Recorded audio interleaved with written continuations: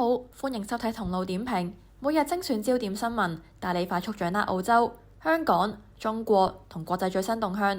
記得訂閱埋同聲同路人，咁就唔會錯過我哋更新㗎喇。澳洲聯邦反對黨計劃用普通話製作社交媒體內容，喺微信等平台接觸華裔選民。外交事務官奧布萊恩表示，希望透過選民熟悉嘅語言，直接介紹自由黨嘅理念同政策，減少溝通誤解。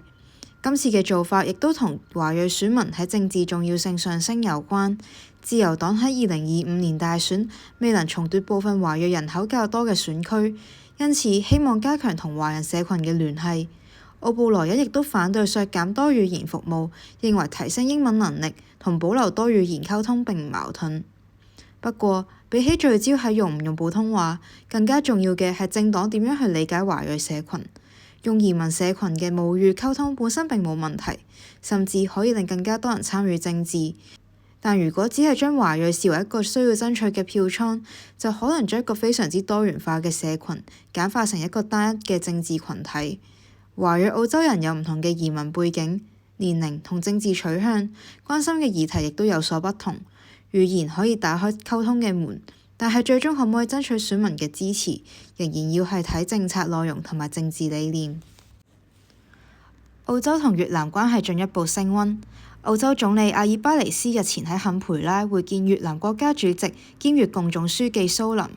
雙方同意加強經貿、防務、能源、關鍵礦產同埋數碼經濟等合作，亦希望維持印太地區嘅和平同埋穩定。今次嘅訪問有幾項實際成果，包括越南開放袋鼠肉同埋鹿肉市場，RMIT 獲准喺河內興建校園，越捷航空亦計劃明年開通西悉尼機場航線。不過，除咗經貿合作之外，人權問題亦都成為焦點。部分越南裔澳洲人到國會附近示威，批評越南政府壓制異見，要求澳洲唔好因為經濟合作而忽略人權。有人權組織亦都促請澳洲利用雙邊關係，推動越南改善勞工同埋人權保障。越南政府就否認相關嘅指控，強調當地保障基本自由，並以社會穩定同埋經濟發展為優先。澳洲點樣喺經濟利益、戰略合作同埋價值觀之間取得平衡，將會係兩國關係進一步發展嘅重要考驗。日本蜜瓜風波近日再升級，焦點由總理阿爾巴尼斯嘅言論延伸到外交文件疑似被未經授權披露。事件源於日本首相高市早苗今年5月訪澳期間，送俾阿爾巴尼斯2個靜岡皇冠蜜瓜。阿爾巴尼斯其後喺播客節目中提到呢一份禮物，相關嘅言論被日本前駐澳大使批評唔符合外交夥伴應有嘅尊重。澳洲政府就認為言論冇性暗示，阿爾巴尼斯亦拒絕道歉。其後，有關日本政府至澳洲政府嘅通訊被澳洲媒體取得，反對黨於是要求澳洲聯邦警察調查，懷疑政府有人為咗替總理解圍而泄露文件，並警告事件可能會影響外交互信。國家總理喺非正式場合開玩笑，未必一定構成外交問題，但日本係澳洲重要嘅戰略夥伴，相關嘅言論自然可能會有唔同嘅解讀。相比蜜瓜嘅本身，更加值得關注嘅係外交文件嘅保密制度。如果政府通訊可以因為政治理由而需要被公開，長遠可能會削弱其他國家對澳洲嘅信任。西澳警方最近展開澳洲首次向公眾嘅實時 AI 人面識別試點，喺珀斯同埋弗里曼特爾用攝影機即時掃描路人，再同警方監控名單比對。警方表示，系統首星期已經掃描咗超過13萬張面孔，觸發咗33次警報，並協助拘捕18人。監控名單大約有4000人，包括涉嫌嚴重犯罪人士、失蹤人口以及被認為可能對自己或者他人構成風險嘅人士。不過，有私隱團體就擔心警方點樣建立監控名單、資料保存幾耐以及錯誤識別嘅風險，都未有足夠嘅透明度。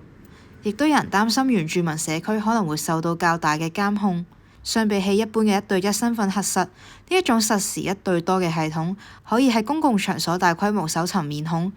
支持者認為技術可以幫警方更加快咁揾到失蹤人士同埋危險人物，但問題係當普通人行喺街上面，都可能會喺冇主動同意之下被分析。咁政府嘅監控權力又應該去到幾盡呢？哥倫比亞西部發生黎克特制7.4級強烈地震，官方最新公佈死亡人數已增至至少250人。救援人員通宵喺倒塌嘅建築同埋瓦礫中搜尋生還者，但當局預計隨住搜救同埋清理工作繼續，死傷數字可能會進一步上升。聯合國初步估計，大約有5000間房屋受損，亦都有數十座建築物倒塌，數百間住宅受到破壞。目前，當地仍然集中處理搜救、醫療同埋災民安置。國際援助亦都陸續到位。美國宣布提供1550萬美元支援臨時避難所、食品同埋災情評估。美洲開發銀行亦都準備5000萬美元，用喺有需要時嘅災後重建。一場大型地震最關鍵嘅當然係救援速度，但真正漫長嘅考驗其實係災後重建。